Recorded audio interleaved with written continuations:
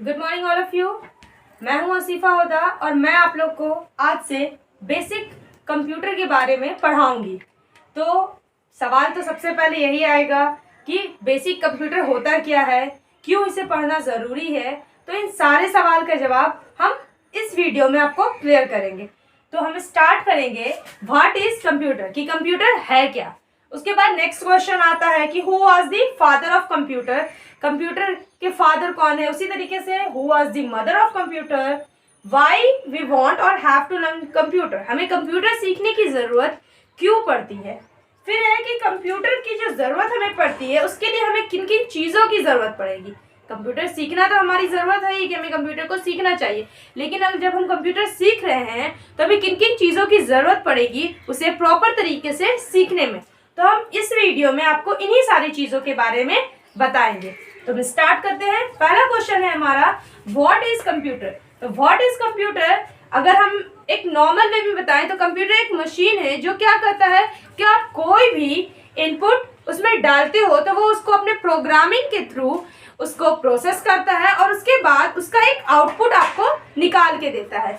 तो उसी को अगर हम सेंटेंस में या अगर आप इंग्लिश में बोलो तो किस तरह बोलोगे तो उसको जानते हैं। A computer is a machine that can store and process information. ये एक ऐसा मशीन है जो इंफॉर्मेशन को प्रोसेस करता है, स्टोर करता है और उसके बाद उसको प्रोसेस करता है। नेक्स्ट अगर हम देखें तो ये एक इलेक्ट्रॉनिक डिवाइस है जो क्या करता है, डाटा जो हम उसको देते हैं उसे एज अ इनपुट एक्सेप्ट करता है, फिर उस पर प्रोग्राम यानी कि उसको फंक्शन करता है, उसको जिस तरह से आप इंस्ट्रक्शन देते हो वो अपने कामों को करता है और उसके बाद उसे प्रोग्राम की तरह यूज करके फिर उसे प्रोड्यूस करता है जो कि एक आउटपुट यानी कि इंफॉर्मेशन की तरह दिखता है।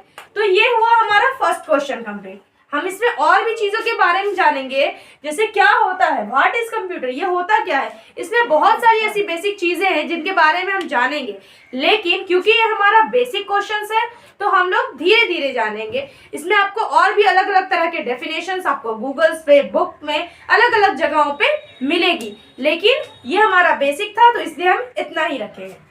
नेक्स्ट है who was the father of computer. अब फादर ऑफ कंप्यूटर का क्वेश्चन यहाँ पे इसलिए आता है क्योंकि अगर आप कंप्यूटर के बारे में जान रहे हो तो ये आपका बेसिक चीज़ होगा कि आप उसको जानो कि कौन बनाया है कंप्यूटर या कब बना है कंप्यूटर, किसको इसका फादर कहा जाता है, किसको इसका मदर कहा जाता है, इन सब चीज़ों के बारे में। तो who was the father of computer अगर सवाल आता है तो ये आंसर होगा चार्ल्स बैबेज। अब बहुत सारे जगहों पे सी बैबेज के नाम से भी इसे जाना जाता है, लेकिन हम पूरा नाम इसलिए जानेंगे ताकि हमारी जो क्लैरिटी है वो पूरी तरीके से रहे, क्योंकि जब आपको ये एक नंबर के क्वेश्चंस में इस तरह के सवाल आते हैं तो वो सी बैबेज में बहुत सारी चीज़ दे सकते हैं, वहाँ पे चार्ल्स बैबेज और भी बहुत सारे ऑप्शन रहेंगे ताकि आपको कंफ्यूज किया जा सके। इसीलिए हम इसके पूरे नाम को जाने ताकि वो हमारे लिए काफ़ी अच्छा हो। थर्ड है who was the mother of computer. अब मदर ऑफ कंप्यूटर किसे कहा जाता है, तो mother of computer Augusta Ada Lovelace को कहा जाता है। अगस्ता एडा जो है वो एक लेडी है जिन्हें मदर ऑफ कंप्यूटर कहा जाता है। इन्हें एडा या लेडी अगस्ता के नाम से भी जाना जाता है। जैसे हर का शॉर्ट फॉर्म होता है या कुछ ऐसे नेम्स होते हैं जिनके बारे में उन्हें जाना जाता है या जिनसे उन्हें जाना जाता है, तो इन्हीं तरीके से इन्हें एडा के नाम से भी जाना जाता है। आप अगर YouTube में या फिर गूगल में सर्च करोगे हु वाज एडा तो आपको काफ़ी आसानी से इसका आंसर मिल जाएगा।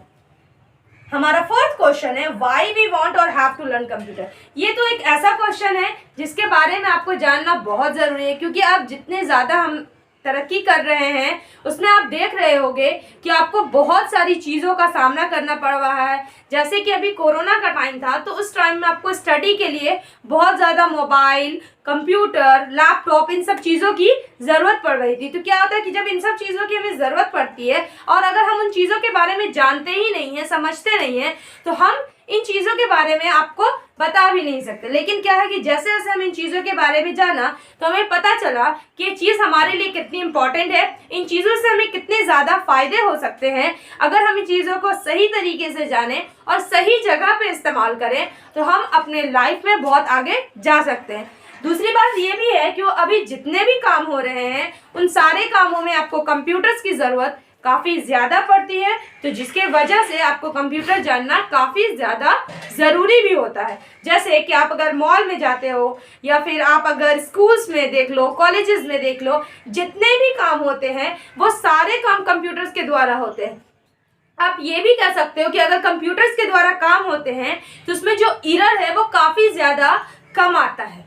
अगर आपको आता है तो वो एरर काफ़ी ज़्यादा कम होगा, अगर आपको उसको यूज़ करने नहीं आता है तो वो एरर्स काफ़ी ज़्यादा हो सकते थे। लेकिन हैंड रिटन में क्या था, इसमें एक फ़ायदा भी ये हो जाता है कि हैंड रिटन में पेपर की बहुत ज़्यादा यूज़ होती थी, और इसमें क्या कि अगर आपको कुछ इरेज करना, आप इरेज किया, वहाँ पे लिख दिया।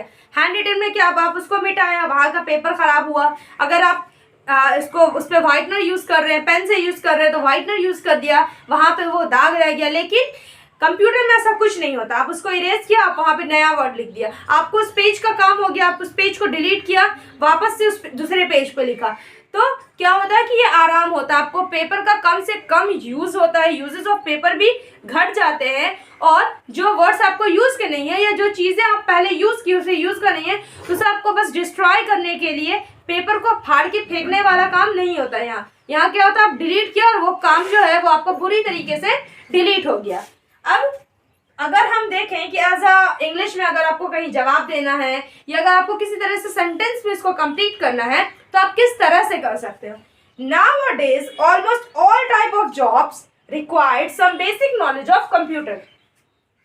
अब जितने भी जॉब्स वगैरह में जाओगे तो वहाँ आपको ये ज़रूर बोलेगा कि आपके पास बेसिक नॉलेज कंप्यूटर का क्या। अगर आप स्कूल में हो तो वहाँ अटेंडेंस बन रहा है, अगर आप कॉलेजेस में हो तो वहाँ जितने भी मार्क्स वगैरह पुट हो रहे हैं, तो इन सारी चीज़ों को अब ऑनलाइन के द्वारा किया जा रहा है। जितने भी फॉर्म्स वगैरह भरवा जा रहे हैं वो सारे फॉर्म्स ऑनलाइन के द्वारा भराए जा रहे हैं। तो इन सब चीज़ों में हमें काफ़ी ज़्यादा ज़रूरत पड़ती है कि हम कंप्यूटर को जानें, उसे सीखें, उसे किस तरह इस्तेमाल कर सकते हैं, इनके बारे में जानें। हमारा लास्ट क्वेश्चन है, what are the equipments required for it. किन किन चीज़ों की ज़रूरत एज अ बेसिक ज़रूरत यहाँ पे है। ऐसे तो हमें और भी बहुत सारी चीज़ों की ज़रूरत पड़ती है, लेकिन अगर आप बेसिक देखो तो ये कुछ ऐसे बेसिक चीज़ें हैं जिनकी ज़रूरत आपको होती है, जो होनी चाहिए एज अ मिनिमम। ये 4-5 चीज़ें जो हैं वो आपके पास होनी चाहिए। यहाँ सबसे पहले आता है मॉनिटर, यानी जो स्क्रीन वो रहता है, जो एक ब्लैक स्क्रीन रहता है जिसपे आपको जितने भी चीज़ें शो होती है उसे हम कहते हैं मॉनिटर, और इसकी ज़रूरत आपको होगी। फिर है सीपीयू, जिसे सेंट्रल प्रोसेसिंग यूनिट भी कहा जाता है। तो सीपीयू को ब्रेन ऑफ द कंप्यूटर भी कहा जाता है। ये बात हमेशा याद रखना है कि सीपीयू को ब्रेन ऑफ द कंप्यूटर भी कहा जाता है। जैसे father of computer Charles Babbage को कहा जाता है, मदर ऑफ कंप्यूटर अगस्टा एडा लवलेस यानी कि एडा को कहा जाता है, उसी तरीके से ब्रेन ऑफ द कंप्यूटर अगर सवाल आता है तो वो सीपीयू को कहा जाता है, यानी सेंट्रल प्रोसेसिंग यूनिट। सीपीयू को कहा जाता है ब्रेन ऑफ द कंप्यूटर। अब आता है नेक्स्ट माउस, इसकी भी हमें ज़रूरत पड़ती है। माउस की ज़रूरत हमें किसी भी चीज़ को क्लिक करने के लिए, बहुत सारी ऐसी चीज़ें हैं जो कीबोर्ड्स के द्वारा भी हो जाएंगी, लेकिन कुछ कुछ कहीं कहीं पे ऐसी भी चीज़ें आती हैं जो आपको माउस के द्वारा ही करनी पड़ती है। 4th नंबर पे हम देखते हैं कीबोर्ड को।